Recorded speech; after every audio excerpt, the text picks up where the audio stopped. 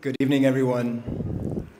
Welcome to the Young Israel Bell Harbor. It's my pleasure. I'm the rabbi of the Young Israel, and we're very happy to have you with us on this very special evening where we're going to be hearing from a very special guest.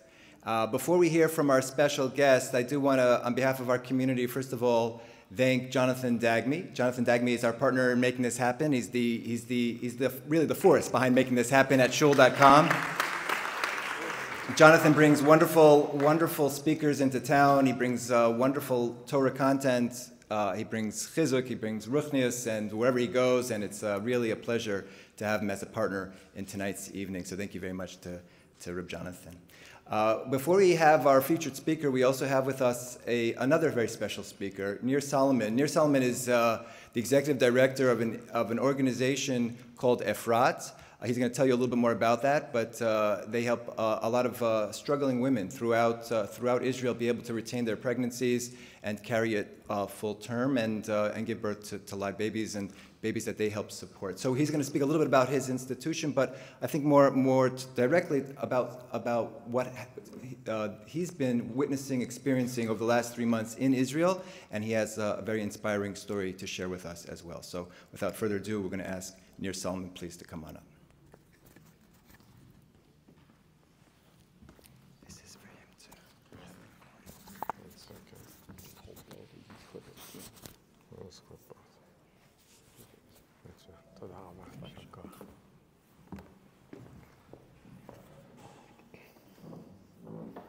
Toda Rabba to the Rabbi and to Rabbi Dagme. It's a real honor to be here, especially before the featured speaker, which is going to share with us, I'm sure, an incredible story. For all of us, October 7th was today. It's still an incredible story, Havut. And I want to share with you one thought which I think is important for all of us to hear. So while I run an organization that helps pregnant women in distress, which unfortunately we thought nobody's going to have to face the question of termination of pregnancy during a war where we're defending our lives on the battlefront. My son is in the Golani Brigade. We know exactly what that's like. I live in a yeshuv which is under threat constantly. I can't even explain. I'm on the emergency response team in our yeshuv, a yeshuv by the name of Neriah. I walk around on Shabbat with a phone. Anytime I'm away from my home, I need to report to the staff. It's a volunteer corps that I am away. It's quite a stressful time. However, I want to share with you one thought. I hear somebody heard me over Shabbat share this, but I think it's very important to hear, and I hope you'll appreciate it.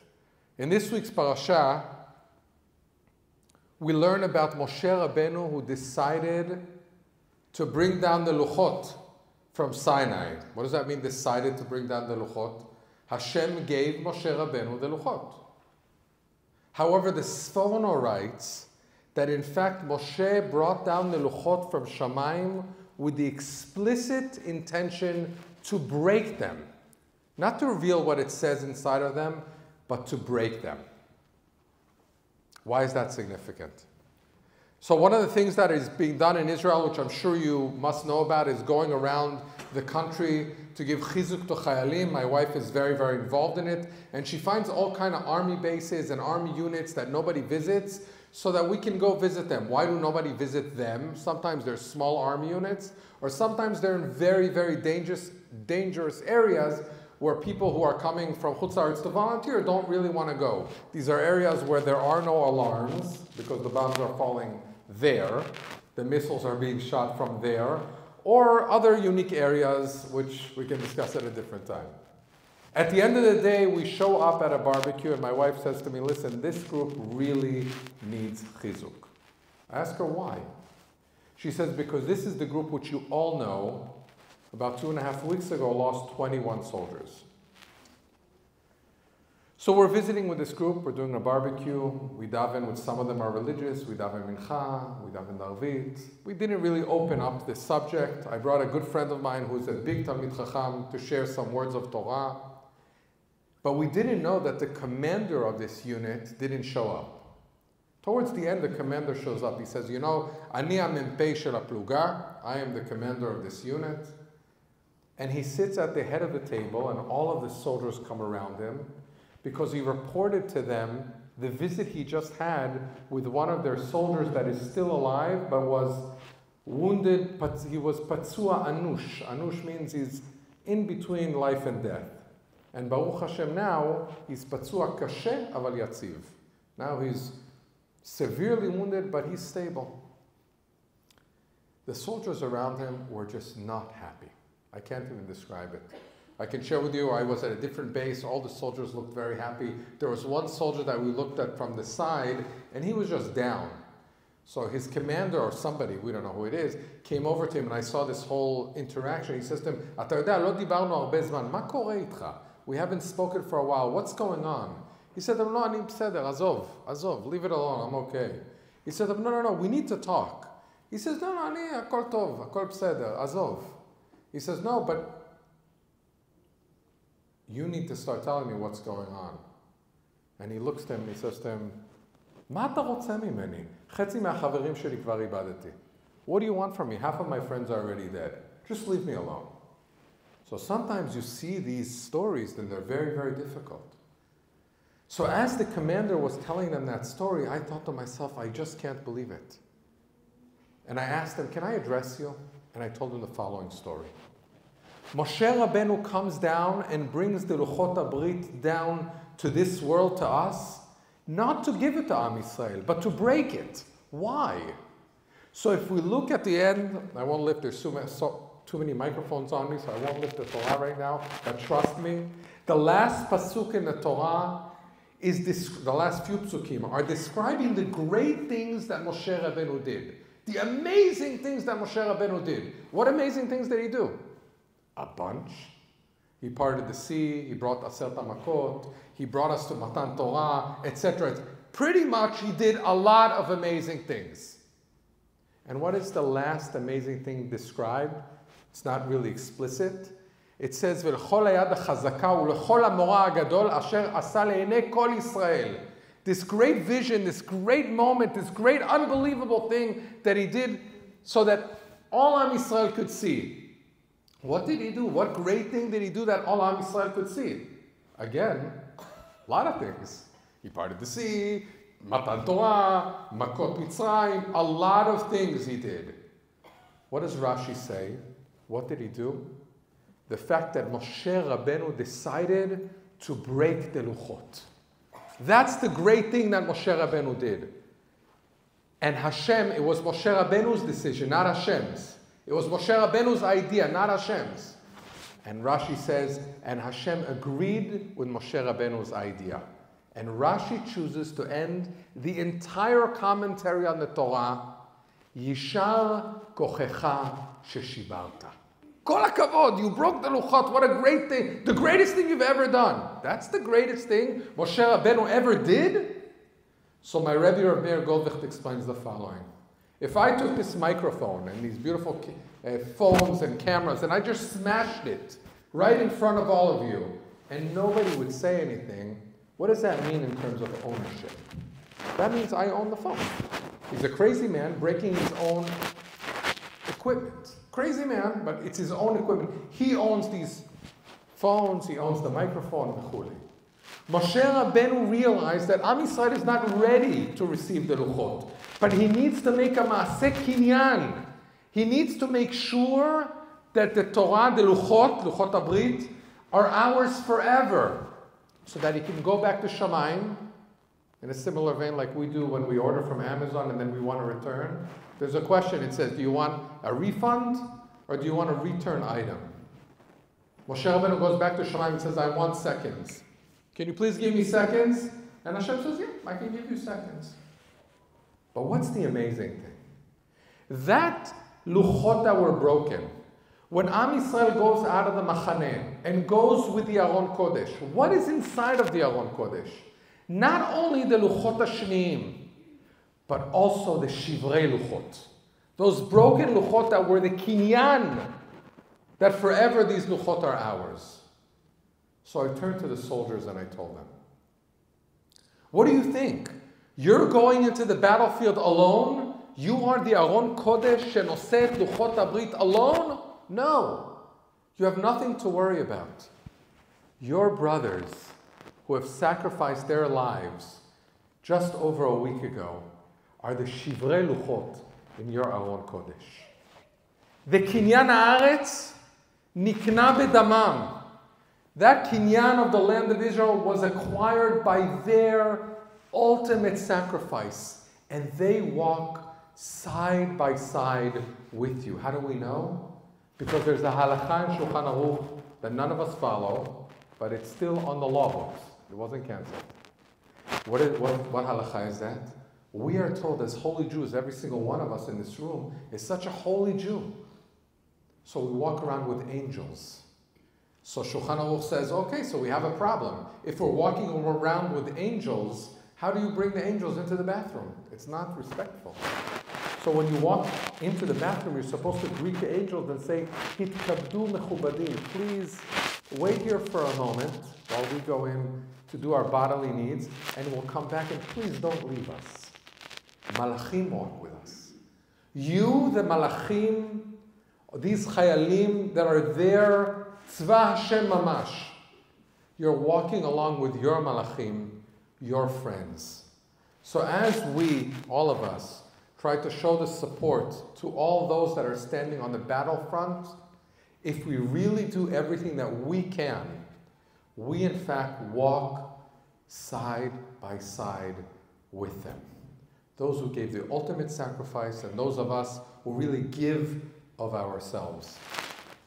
So we don't have time to talk about Efrat, but the Efrat organization stands to make sure that there shouldn't be during this war and never a woman who walks by herself and doesn't feel the support of the community that will say, we will be there by your side so that you can have another child and another neshama can come into this world.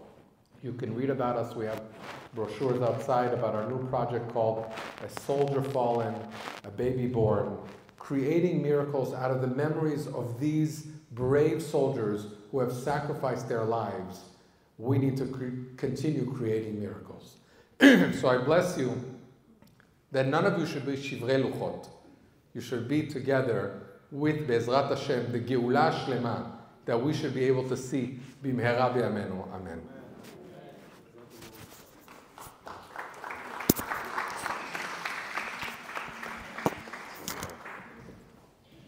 Thank you all for joining. Just before we begin really quickly, I want to thank Rabbi Moskovitz and the board of Young Israel. I also want to call out our dear president, Israel Kopel, who has allowed us to partner up here. We've done many events. I think this is maybe our 10th event in the last year. And B'ezrat Hashem, many more. Gentlemen, Roy Assaraf is here. He's about to share a story. Everyone get up. He's about to come on in.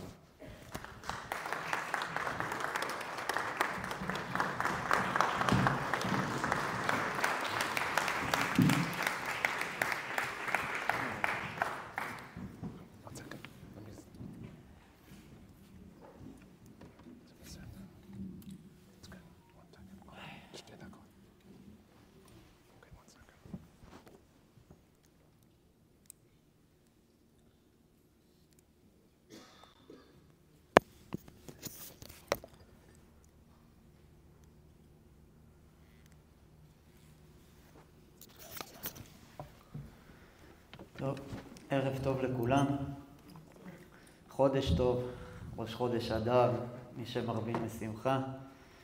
אני אספר קצת על עצמי, אני רועי אסרף, אני נולדתי ועדיין בירושלים.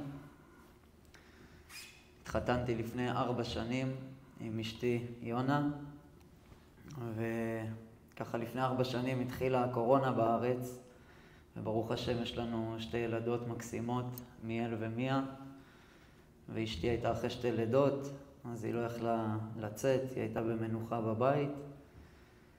אני מעצב שיער, 15 שנה, גם נשים, גם גברים. ואז הגיע 7 באוקטובר, הנובה, פסטיבל נובה שהיה ברעים. So Roy Assaraf was born in Jerusalem. 4 years ago, he got married. and Baruch Hashem, he has 2 children.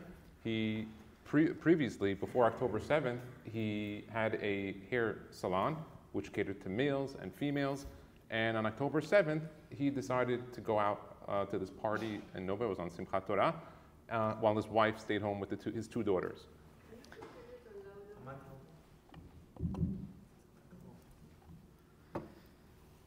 ובנובה, הנובה הייתה מחולקת לשתי מסיבות. היה את ההפקה של הנובה ועוד הפקה שקראו לה משרום. המשרום זה הפקה של חברים שלי טובים, מיכאל ואושר וקנין, זיכרונם לברכה, אלקנה בוחבוט, שהוא חטוף בעזה, ואליה כהן, שהוא חטוף גם בעזה. הם המייסדים של ההפקה של המשרום. So this party was divided in 2. They had part of the party was like an EDM type of party, while the other one was, I guess, mushrooms and psychedelics that they did. Yeah. ואלקנה בוחבוט הזמין אותי ואת אשתי באופן פרטי, שנבוא למסיבה. שאלתי את אשתי אם היא רוצה שנלך. היא אמרה לי שכן, לכמה שעות, נלך נתאוורר קצת. דיברתי עם אשר ונתנאל, חברים שלי. שאלתי אותם אם הם רוצים לבוא, אמרו לי שכן.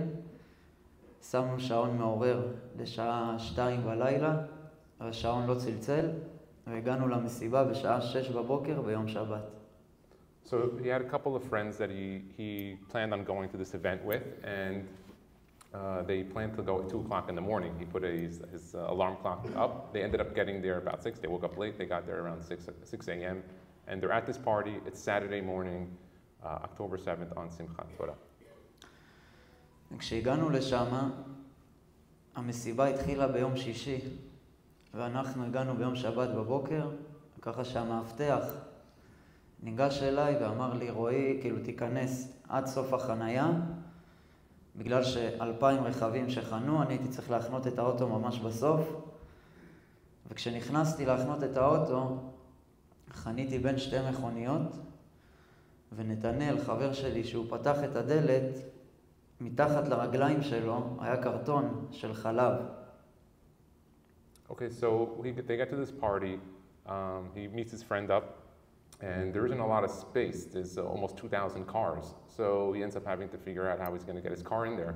And he puts it in between 2 vehicles, and when opening the door, there's a milk carton, shel chalav, on the floor. מאיפה הגיע קרטון חלב? He doesn't know where this came from. אין לנו מושג.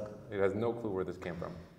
הוא לקח את הקרטון חלב, הוא אמר לי, רועי, אני שם את הקרטון חלב על האנטנה של האוטו, שנצא מהמסיבה, נזהה את האוטו. So he had a good idea. He says, look, listen, it's impossible to find your car in 2,000 cars. It's like, imagine being stuck like in one of these parking lots with thousands of cars. So he's like, look, we'll take this milk carton, put it on top of the antenna, and we'll know. We'll be able to see from like a few hundred feet away. We'll be able to pick up that that's our car. We'll see why this is important. צחקנו על זה, כי זה משהו שבדרך כלל לא קורה, אבל התקדמנו לכיוון המסיבה, ועידן, אח שלי, הוא היה שם יום שישי. שלחתי לו הודעה, עידן, הגענו, תבוא לבר, ניפגש בבר, נעשה כוס, ונתחיל את המסיבה. So the party started on Friday, and his brother Idan was there, and so he finally gets there. It's around 6 a.m., and he says, all right, let's meet up. We'll go out to the bar. We'll kind of catch up, you know. The party started on Friday. He came on Saturday. It was like, I guess, a 24-hour party. עמדנו ככה 4 ליד הבר, אשתי, אני, עידן והבת זוג שלו. אשתי החליטה שהיא רוצה לשים את הג'קט שלה במקום של עידן. אמרתי לה, אין בעיה, לכי שימי את הג'קט, אני מתקדם לרחבה של המשרום, של החברים שלי, ותבואי לשם, אחרי שתשימי את הג'קט. Okay, so he's there with his wife and his brother Idan and the girlfriend of Idan. And while they're at the party, his wife says, listen, I want to put my coat down. He's like, okay. He's like, where do you want to put it? He said, by Idan. So he's like, okay, go put it. And he went to the mushroom area where they do that. אני תמיד, כשאני הולך למסיבות, תמיד אני אוהב לעמוד אחרי כל האנשים, ואני תמיד אוהב לצלם ולתעד את הכל. אז בשעה 6:28 בדיוק הוצאתי את הטלפון, צילמתי את המסיבה, ובאיזשהו שלב, כשאני מוזיז את המצלמה לכיוון שמאלה, ראיתי בשמיים שתי עננים שחורים, וכשעשיתי זום עם הטלפון, ראינו שטילים מתקרבים לעברנו, והמוזיקה עדיין המשיכה לעבוד, לא היה עדיין אזעקה. Okay, so he's at this party, and he likes to go at the back of the party. I guess he's a photographer. He's at the back of the party, and he likes to sit there to kind of get the whole view of everybody in front of him. So he's at this party, it's 6:28 a.m., and he notices while he's taking a video that in the left-hand side, he starts to notice, you know, little dark clouds, but it's not a cloudy day. It's not supposed to be that way. And he notices that they could be terrorists or could be missiles. It wasn't clear, but it's clear something is coming towards them. לאחר 40-50 שניות אחד המאבטחים שהיה במסיבה עלה לבמה והכריז ברמקול שיש צבע אדום. כולם חייבים להתפנות כי אין מרחב מוגן, זה שטח פתוח. ומי שלא מתפנה, שישכב על הרצפה עם ידיים על הראש. Okay, so suddenly the party planners start to notice that something's wrong. They realize that it wasn't just, like a mistake. And so right away, he says it's a red alarm. I guess that's a sign in Israel. That means that, like, I guess that they have to get cover. And he tells everyone, if you can't run out of the place, take cover, duck, get lower, because we're shutting the party down right now. There's terrorists coming in. And at this point, they're already communicating back to the IDF to send backups. Go. וכשאני ראיתי את זה, אני בדרך כלל לא ממהר אף פעם ללכת, אני תמיד נשאר, זה חברים שלי, משהו פה קרה, היה לי שתי פלאשים בעיניים, ראיתי את שתי הילדות שלי ממש מול העיניים, ופשוט אמרתי לאשתי, תהיי איתי בקשר עין, ואנחנו רצים מפה עד לאוטו, אנחנו לא נשארים פה. Right away, in front of his eyes, his two daughters come up. You know, he realizes life is flashing in front of him. He realizes he's in a terrorist situation, it's dangerous, and he tells his wife, we got to get out of here quickly, and they start to run out as quickly as possible. His custom is when he goes to these parties is he likes to stay. He likes to have a good time. He's the last guy to leave so quickly, but he realized when your life is flashing in front of your eyes that you got to make a quick decision, and he does. וכשהתחלנו לרוץ בכיוון החנייה של האוטו, הגענו לקראת היציאה, ואשתי נזכרה שהיא שכחה את הג'קט במקום של עידן. Oh my God. So right away, they're getting out, they're already out of the place, getting to their car, and suddenly his wife tells him, oh, by the way, I forgot my jacket. And he realizes he's either going to go back to that terrorist situation or forget the jacket. And כן, הג'קט הזה זה בעצם משהו נורא חשוב בנס הזה. Must be an important jacket to his wife. והתעקשתי איתה, אמרתי לה, לא צריך, תעזבי את הג'קט, טילי מעל הראש, פיצוצים. לא, אני רוצה את הג'קט. All right, there's missiles coming, there's M16 ammo coming towards him, and his wife says, I want my jacket.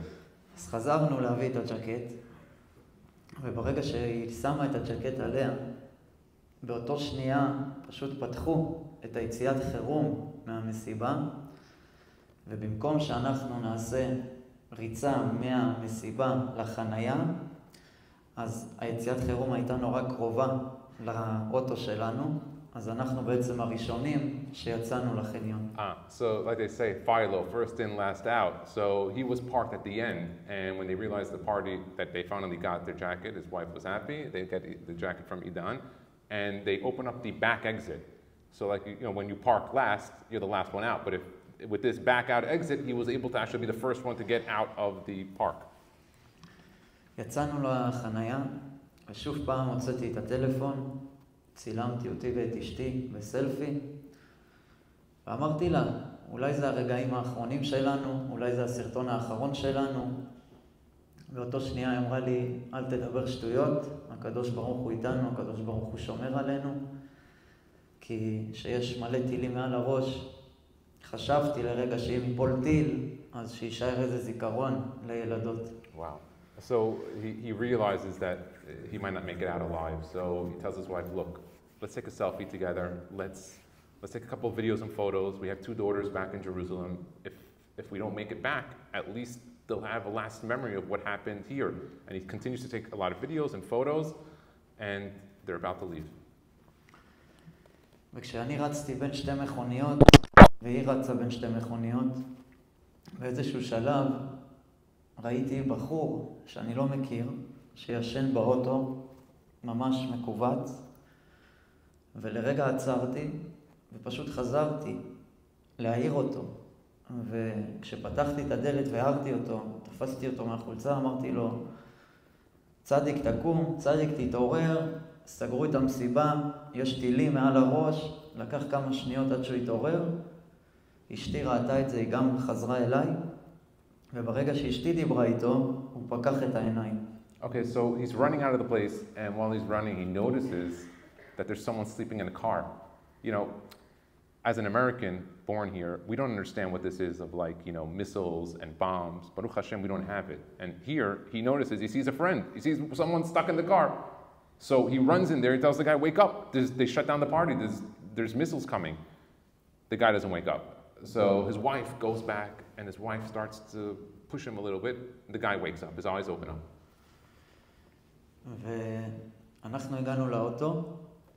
בזמן שהגענו לאוטו אמרתי לה, תתקשרי לנתנאל ואשר שבאו איתי, ותגידי להם שיבואו לכיוון של היציאה של הכביש ולא לחנייה. Okay, so right away, they get to the car, he tells his wife, I want you to call the two friends that we came in with to the party and let them know that where we are, we got to get out of here and we got to jolt, so let's get them quickly and let's give them our location. נעמדתי על האוטו, המון אנשים רצו, היה הרבה בלגן, ראיתי את נתנאל ואת אשר, צעקתי להם מהר בואו לאוטו, ולבינתיים נהיה פקק של 5 מכוניות לקראת הכביש. Okay, right away, he got on top of his car, he realizes, he sees his two friends, he signals them, they come into the car, and at that point that they come to the car, he notices 5 pickup trucks pull up around them.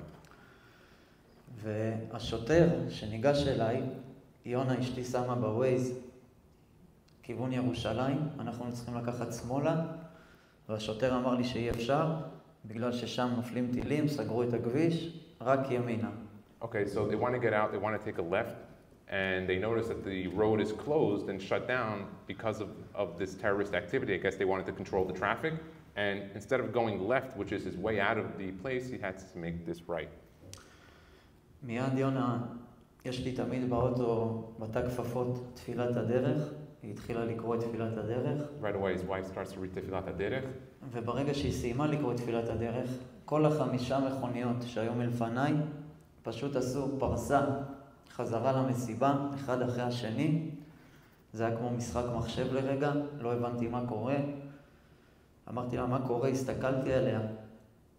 ובאותו רגע שמעתי קולות במוח, בראש, שאומרים לי פשוט רואי, תמשיך פשוט ישר ואל תעצור ואל תתפרסס, פשוט תמשיך בנסיעה. Okay, right away he notices while he's getting out of the park that the 5 vehicles in front of him are starting to make U-turns. And his wife is saying Tefillat HaDerech, and in his mind, he sees everyone turning the opposite direction.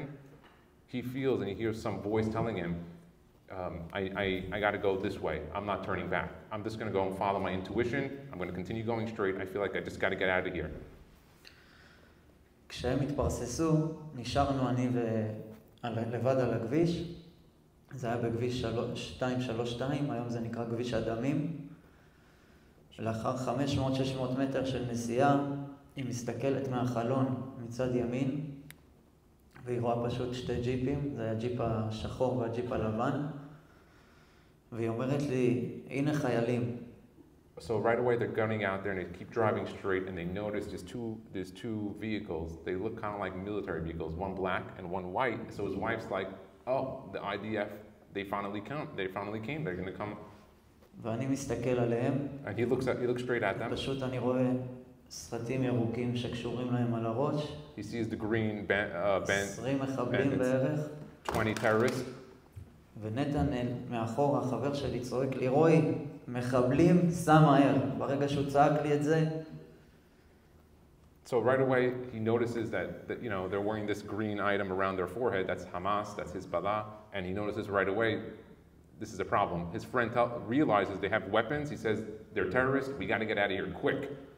ואני רואה אותם פשוט מכוונים לעברנו את הנשקים. They're pointing the guns at him and start shooting. תפסתי לאשתי את הצוואר.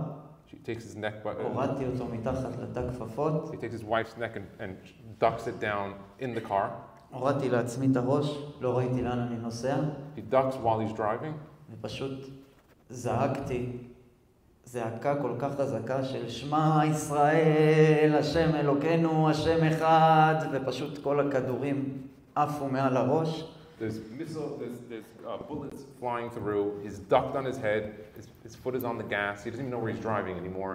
But he realizes that if he puts his head up, he might not survive. And he starts to scream, Shema Israel. וכשחלפתי אותם, הם נעמדו על הכביש. He passed them on the road.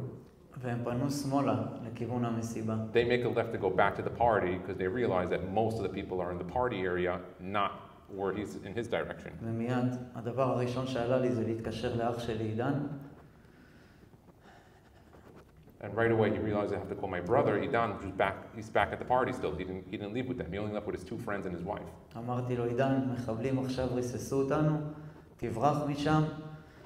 תלך תגיד לכולם לברוח, למשטרה, אומר לי, רועי, אני לא יכול לצאת מפה, איבדתי את המפתחות של האוטו. So right away he calls his brother, he tells his brother, you gotta leave. There's terrorists coming in, they have weapons, and his brother's like, I'm trying to look for my car, but I got the car, I don't have the keys. I can't find my keys, and I gotta get out of here. ברוך השם, זה היה השגחה פרטית לעידן, כי אם הוא לא היה מאבד את המפתחות, הוא היה נתקע בפקק שבעצם ריססו את כולם שם. And it was actually a miracle that he didn't find his keys, because had he found the keys, those that left with that caravan going out actually got all shot and killed. So anyone who went on that road out where Hamas was coming in, they're not around anymore. And his brother, because he lost the key, ended up surviving. עידן נשאר שם בטבח הנוראי 6.5 שעות, קרוב ל7 שעות. 7 hours, he's stuck at the party, not able to leave. לאחר 7 שעות הוא ניצל. 7 hours ברוך later, השם. they save him. וכשאני המשכתי בנסיעה, היה בסיס אורים של צה"ל. ונתנאל אומר לי, רועי, כנס לבסיס, מה יותר בטוח מצה"ל? So right away they're leaving and they see an IDF base. And so right away he says, let's get into the base. I'm sure if there's military personnel there, they'll at least protect us. ובאותו שנייה שהוא אמר לי, הרגל שלי פשוט התפרקסה על הגז מהסטרס שהיה מהיריות. He was so nervous, his foot is stuck on the pedal and it's shaking, he can't even control it. ואני מסתכל על אשתי ואני אומר לה, אני לא עוצר. אני שומע בראש קולות שאומרים לי פשוט, רועי, תמשיך בנסיעה. שם בעצם חיכו בשער של הבסיס מחבלים מחופשים לחיילים שלנו. ופשוט שעברתי עם האוטו, אני רואה אותם עומדים בשער. וגם פה עברתי אותם.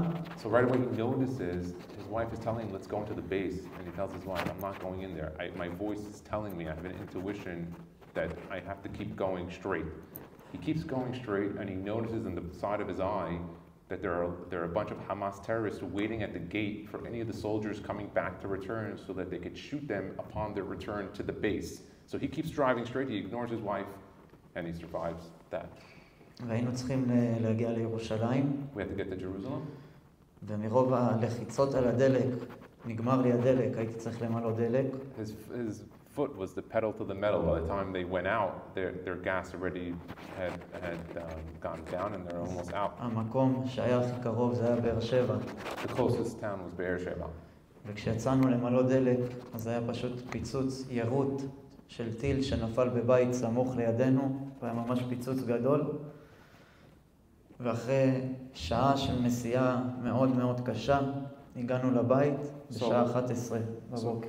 He stops at this gas station, and while he's filling up gas, a missile falls like literally from a house nearby him. But they have to fill up, they get in the car, and an hour later he makes it back to Jerusalem. He's in Yerushalayim back home. בשעה 11:30 נכנסתי לטלגרם של החמאס, וראיתי שם סרטון שאליה ואלקנה חטופים בעזה. At 11:30, he goes on Telegram and he starts to look at the Hamas channels and he notices that two of his friends have been kidnapped into Gaza. ביום ראשון, The first day. זה הימים הראשונים, השבועות הראשונים היו קשים. It was very difficult, the first few weeks after this event. נרצחו לנו 13 חברים משותפים. 13 very close friends of mine were murdered that day. הייתי ב6 לוויות. I was in 6 funerals. אבל הנפש לא יכלה להמשיך ללכת. החודש הראשון היה בלי שינה, בלי אוכל. The first month I couldn't eat, I couldn't sleep. You can imagine the trauma. ביום ראשון כבר קיבלנו, אחרי שאני ואשתי רשמנו את כל הנס שקרה לנו, וראינו מה עברנו, מיד קיבלנו על עצמנו שמירת שבת בציצית, ברוך השם, כבר 3.5 חודשים אנחנו שומרים שבת. So about like a month out, they realized that, you know, this was a miraculous event.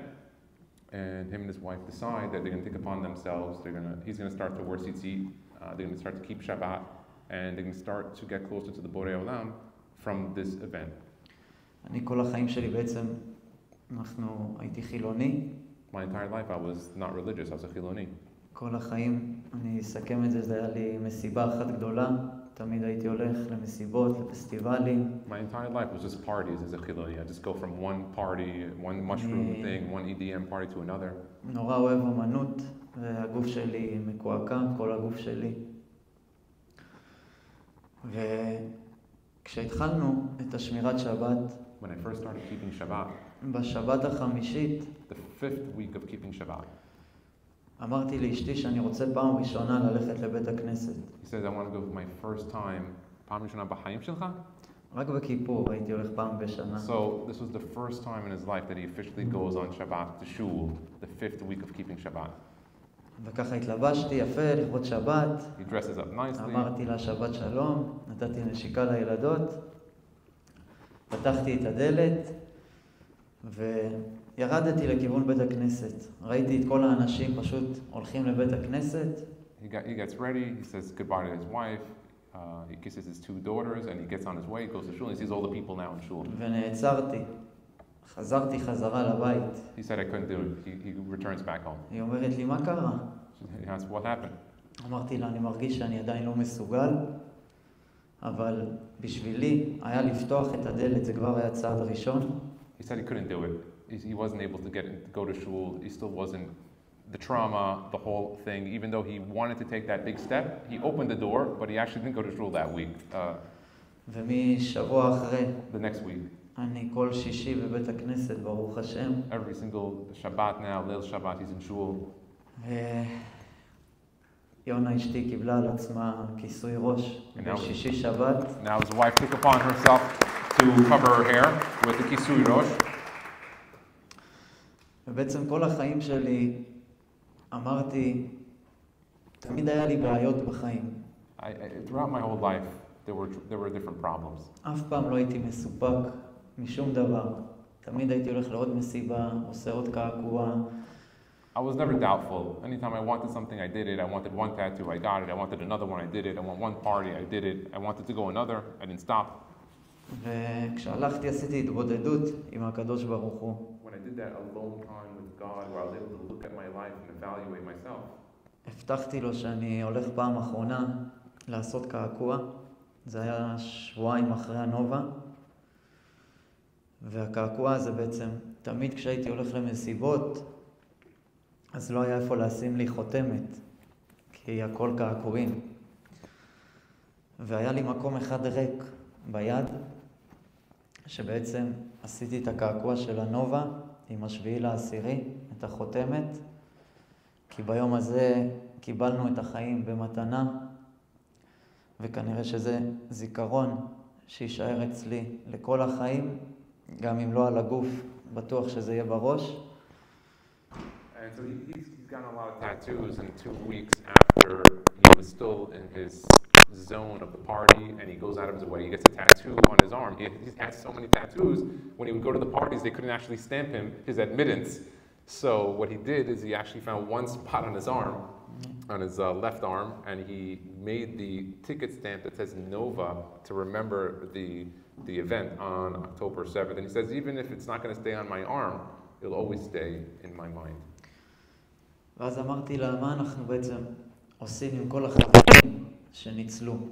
יש המון חברים שניצלו, אבל הם לא מספרים את הנס שלהם. So there was a lot of people that survived, and a bunch of people, but they kept very silent. A lot of people didn't talk about what they're doing. You know, this is a little addition. You know, Roy coming out here. I don't know if you guys don't notice, but he's shaking. I'm sitting right next to him.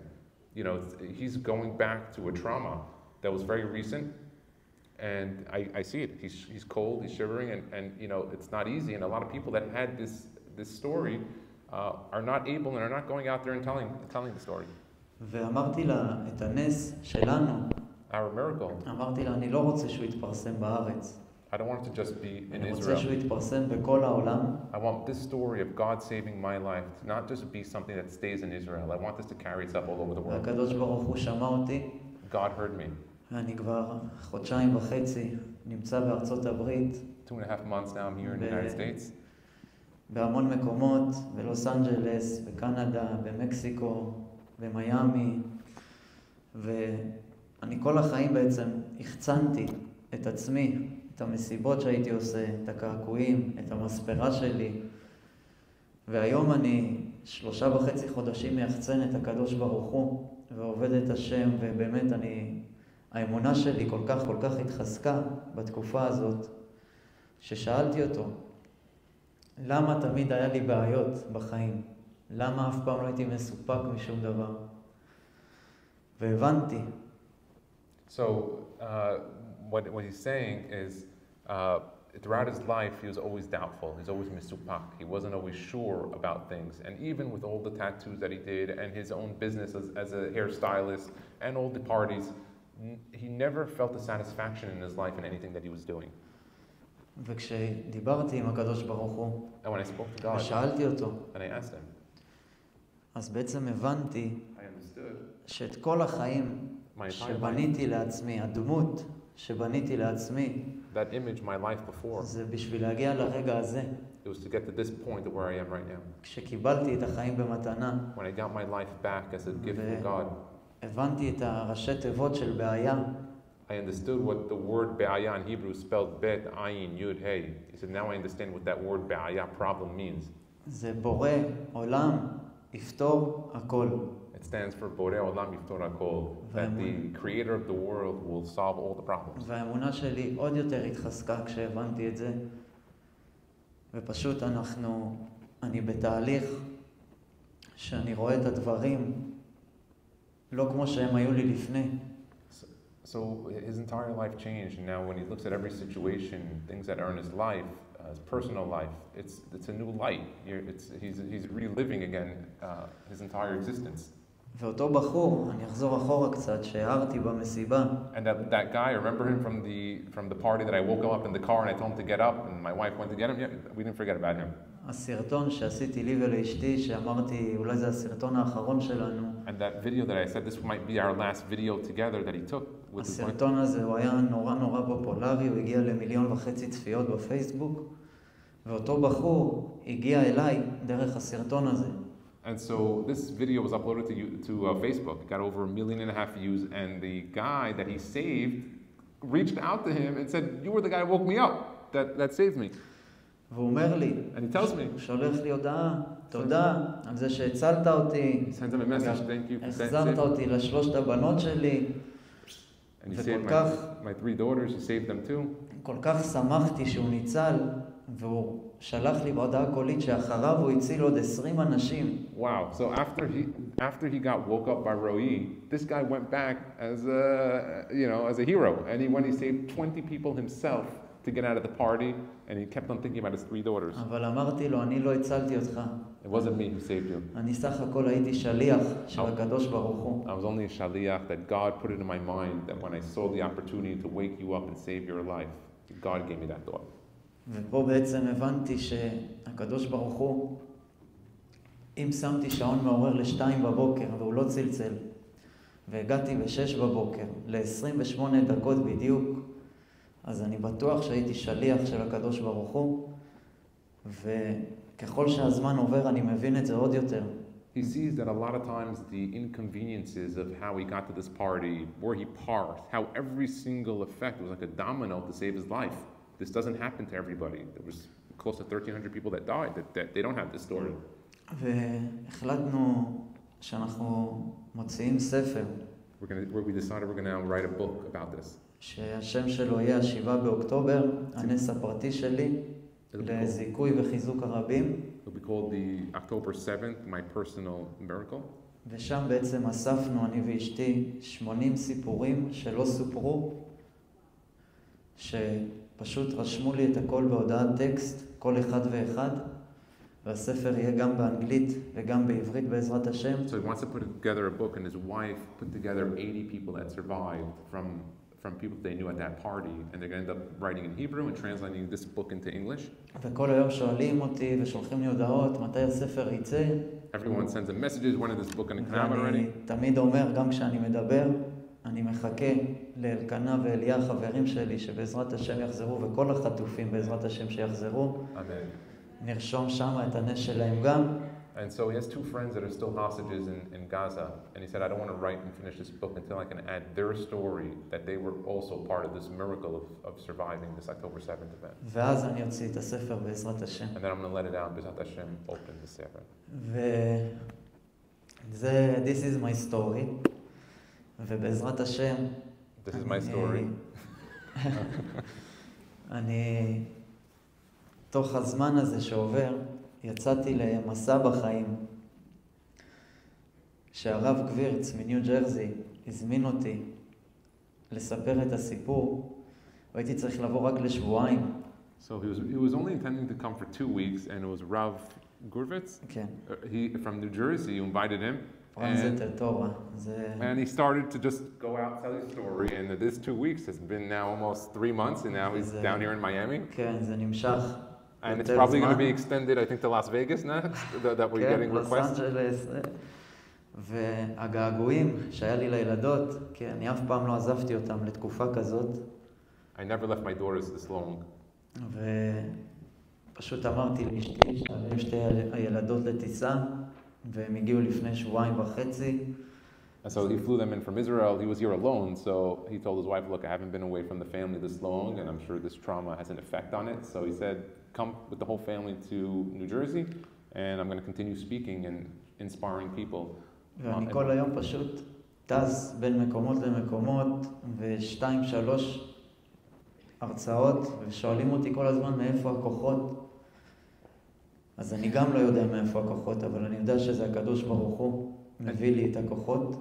And he's going from place to place to speak, and a lot of people are asking him, what's giving you the strength to talk about this? You know, it might seem so easy on the other side here of the cameras and of the mic, but this is a hard story to tell over.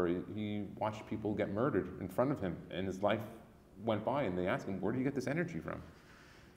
ואני מרגיש כל יום שאני קם מחדש, הקדוש ברוך הוא נותן לי כוחות נורא חזקים, כי כשאני בעצם כל החיים הייתי חילוני, ואני כל יום מדבר בפני קהל קדוש שהוא דתי, ואני רואה שהוא מתחזק מזה, אז זה מחזק גם אותי עוד יותר. So he says, I was always irreligious. I was a chiloni. And you know, now today, I went from the extreme of being a chiloni to now going to the Kahal Kadosh, to the holy congregation, and I'm now giving them emunah, and they're getting inspired. And every time I see more people, I get more inspired. I get more emunah watching this happen. והבנתי שבן אדם, בעצם הנשמה של הבן אדם זקוקה לתורה, וזה כמו אוטו. האוטו ייסע פשוט ישר, ובסוף, אם לא נשים דלק, אז האוטו פשוט... And so like the soul is that will only really survive in its full existence is through the learning of the Torah and doing mitzvot. Just like a car. A car can't drive without gas. So what makes an individual think a soul can survive without that spirituality of the Torah? אותו דבר הנשמה שלנו. אם אנחנו נלך ונשמע שיעורי תורה ונלמד, אותו דבר, הנשמה תתמלא כל הזמן. כל הזמן היא תתמלא והיא תהיה תמיד בפול. וזה מה שאנחנו צריכים, במיוחד בתקופה הזאת. And you know, he's coming here, and you know, I think there's even a subtle message in this. You know, you have someone who a few months ago was doing all these things in the party, and was a chiloni, and suddenly he's coming in front of us, and looking around the room, I could see a lot of people here are more religious and more observant. And this is an inspiration, and it strengthens him, and it helps him, and one thing that he's trying to the message to get to everyone is that you have to continue learning Torah, doing mitzvot. This is what is our survival today and here in America and also in Israel. ועד היום בעצם לא פתחנו, אני ועידן, את המספרה שלנו בתל אביב. עד היום לא פתחנו אותה, היא סגורה. So he shut down his entire business after this event. I'm sure for the few weeks it took time to catch up, and he's not opened up his business with his partner. And since then he's just been traveling to speak and inspire people. This has been his full-time job. ובחודש וחצי הראשונים, כשהיינו בארץ, בשביל לקום על עצמנו וככה לצבור כוחות, לצאת קצת מההבל שהיינו בבית כל היום. The first month and a half, he felt like he was mourning. He couldn't leave his house. He just didn't feel right, and so they finally decided to leave. החלטנו פשוט לארגן שתי תיקים. We put together 2 bags. וכל יום שני היינו נוסעים לחיילים בעצם ומספרים אותם. וככה מנסים לתרום, למרות כל מה שעברנו, מנסים לתרום מעצמנו עוד. אז היה בסיס גבעתי בצאלים שהזמין אותי. So he would go every Tuesday, Yom Sheni. Yom Sheni, every Tuesday he would go out to the IDF bases in order to strengthen them. Could you imagine a guy that just went through this after a few weeks is now going to strengthen the soldiers to give them hizuk? And he went to this base, the IDF base. וכשהזמינו אותי לצאלים, צאלים זה סמוך לרעים, איפה שקרה כל Also, the base was in the south of Israel next to Gaza. אז לרגע חשבתי אם לחזור למקום שממנו בעצם ניצלתי. He was wondering if he should go back to that spot where he was saved to kind of feel it and relive that. ופשוט אמרתי לאשתי שאני רוצה לעשות את זה ולנסוע לשם. He tells his wife, I want to go do it. בשביל להתגבר על כל מה שהיה לי שם. So he wanted to go back, and he says, I want to make sure that I'm strong enough and I've strengthened myself, that I can go back there and face the fear. אז נסעתי לשם, ופשוט הנסיעה הייתה באותו כביש שבעצם ממנו ברחתי. זה היה נורא נורא קשה, אבל ברוך השם הקדוש ברוך הוא נתן לי כוחות להתגבר על זה. He went back, he drives on that same road, God gives him the strength to continue. עידן אחי לא הצליח לבוא איתי, כי הוא היה שם 7 שעות והוא עבר יותר מרות, הוא ראה יותר דברים קשים. My brother Idan was there for about 7 hours more, so he actually saw more of the catastrophe of the dead bodies that were there, and that has had a different effect than what has happened to Roy. ועם ההתחזקות במהלך 4 חודשים האלה כמעט כבר, אז אני ועידן החלטנו שאנחנו נסגור לתמיד את המספרה. החלטתי שאני יותר, לאחר 12 שנה, שאני עובד עם נשים, החלטתי שאני לא אעבוד יותר עם נשים, רק עם גברים. Wow, Hazaku Baruch. That's great. So he decided that he's going to shut down his maspera, his hairstylist place that used to service women. He's a man. He's not supposed to be cutting women's hair. And he decided, I'm not going to do it anymore. I'm going to stop this that I've been doing for 12 years, and I'm going to focus just on the men, I guess, hairstyling. וכשהגעתי לניו ג'רזי, I finally got back to Jersey. אז הנכדה של הרב, היה לה מספרה קטנה בבית למטה. So the granddaughter of the rabbi had a little basement hairstylist. I guess if you're from Lakewood and from New Jersey, you know that every basement is another business. ואני הייתי עוסק עם פאות גם בארץ. אז היא נכנסה עם 2 פאות, ואמרתי לה, מה את הולכת לעשות? היא אמרה לי, אני צריכה לעשות highlight, אבל אני עוד לא יודעת. So she comes home, the granddaughter of the rabbi, and she's walking in with 2 wigs. And he's like, what are you going to do with those wigs? And she's like, I'm putting highlights, but I'm not really sure how to do it. אז אמרתי לה, אני אעשה את זה. Don't worry, I'm doing this. אחרי זה עוד המון נשים רצו שאני אעשה להם. And that's only, you gave me a wig stylist. It's a good business. Excellent. אבל כן, זה המצב היום. And so Baruch Hashem, now he's doing wigs. He's not doing the ladies' hair, but he got to the wigs. Baruch Hashem.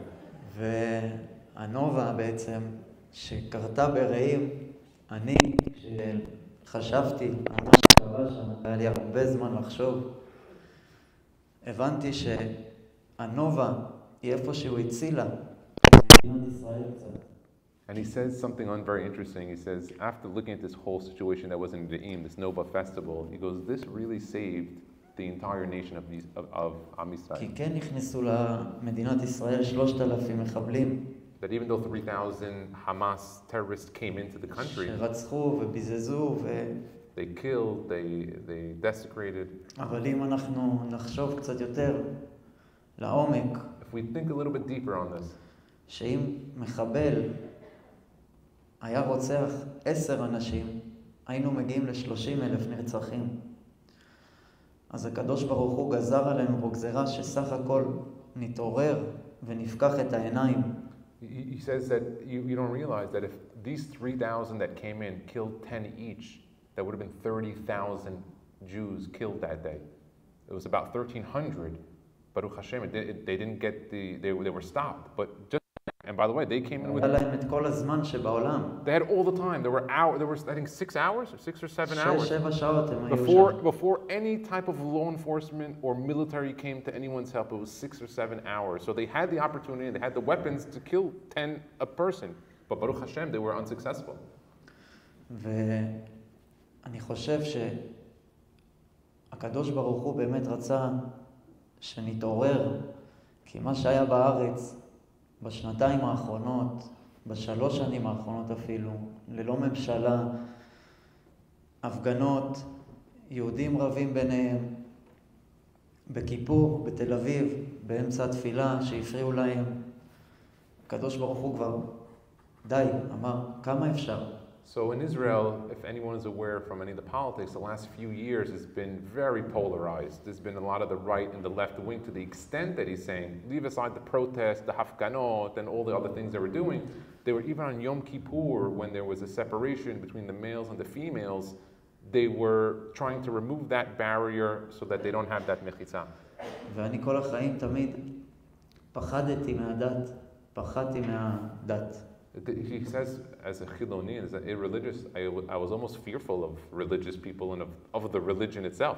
פחדתי לעזוב את המסיבות, את המספרה, את הקעקועים. He was afraid to leave that life, being a hairstylist, probably a very successful one too, in Tel Aviv, along with the tattoos. It's the whole life. It's a different realm. אבל כשהבנתי באמת מה זה החיים עכשיו האמיתיים, כשראיתי את המוות בעיניים, וכל כך זעקתי לקדוש ברוך הוא שייתן לי לראות את הילדות עוד הפעם ולהגיע לבית, וקיבלנו על עצמנו את השבת, שבשבת זה גם מורכב משמירה, ברית ותפילה, וברגע שנשמור את כל זה, השבת תשמור עלינו. ורק אז הבנתי באמת שעד עכשיו החיים שהיו לי הם היו כביכול המסיבה, אבל היום, אחרי כל מה שעברתי, הבנתי מה הקדוש ברוך הוא רצה ממני 30 שנה, וכמה הנשמה שלי זעקה, ולא הייתי מסופק משום דבר בחיים. ואחרי שראינו, אני ואשתי, את המוות, וגם אח שלי, והוא שמר על שלושתנו, אין יותר מדי מה לעשות, ולא לתת לו את מה שהוא רוצה באמת. You know, to see when he sees his life and death flash right in front of him, and he makes a prayer that he just wants to get home to see his 2 daughters, and he finally survived. He feels like he owes God something. He feels that not everyone that made that prayer got that, and he feels so endowed to the Borei Olam that he feels like I owe him something. He goes, keeping the Shabbat, the Milah, Tefillah. These are all things that he feels that I owe God back my life. He just gave me back everything.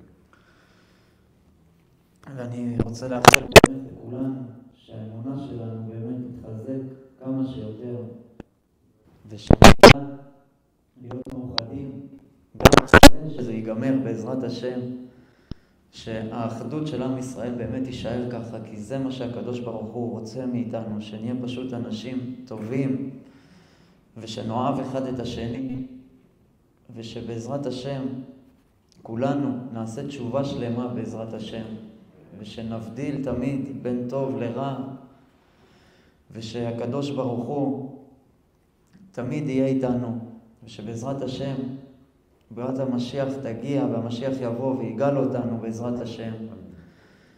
ואני רוצה להגיד לכם וליונתן תודה רבה על זה שהגעתי לפה והקשבתם לי, וזה חיזק אותי עוד יותר. ואני מברך אתכם בכל הברכות שאפשר, ותודה רבה רבה לכם. תודה. Thank you so much, everybody. Does anyone have any questions? Anyone have a question they want to ask him? Yeah, right here. Come, give him the mic.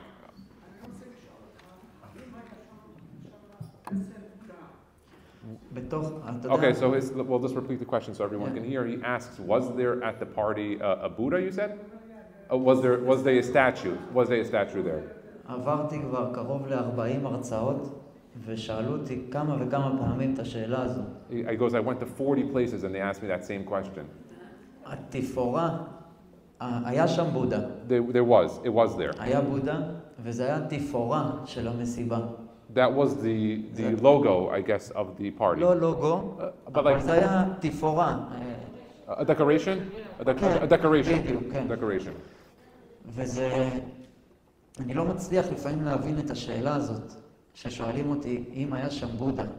כן, היה שם בודה, אבל אני תמיד אומר, אם היה שם כוכב, או אם היה שם צורה של משהו אחר, למה תמיד שואלים את השאלה אם היה שם בודה? מה זה בעצם? נכון, אני מסכים, נכון. נכון, וזה... So Roy asks the question, he goes, why they keep asking? What would have made a difference if it was a Buddha? אני מנסה לתת לעצמי תשובה על זה, אבל אני לא מצליח להבין מה באמת היא עשתה ואיך זה קרה. He asks, what's the difference between them? יפה, זה מה שאמרו גם, נכון, אתה צודק, נכון. כשאני נכנסתי וראיתי את הבודה, אני גם לא הבנתי לרגע מה אני רואה, כי זה פעם ראשונה באמת, אני כבר 10 שנים יוצא למסיבות, וזה באמת פעם ראשונה שהיה פסל כזה גדול. Yeah, so he says something interesting about the Buddha, that he goes to a lot of these parties and they never have them in Israel. This was like the first time in 10 years he's ever even seen that. It was a little awkward. It was like, he says it was part of like a decoration. It wasn't the... אני נבלתי מזה קצת. he was a little bit worried looking at that Buddha. That wasn't a normal thing that happens, I guess, at these misibot. Anyone else have any questions? All right, so I'd like to ask Roy to give us all the beracha, that he's had new life. And with that, B'ezrat Hashem, Roy, maybe give us all the beracha that we should be matzliach, and we should excel and grow in the Torah, mitzvot, and all of our endeavors, B'ezrat Hashem. B'chini yatzon v'nomar, amen. Amen, amen, amen. Thank you everyone for coming. Thank you so much.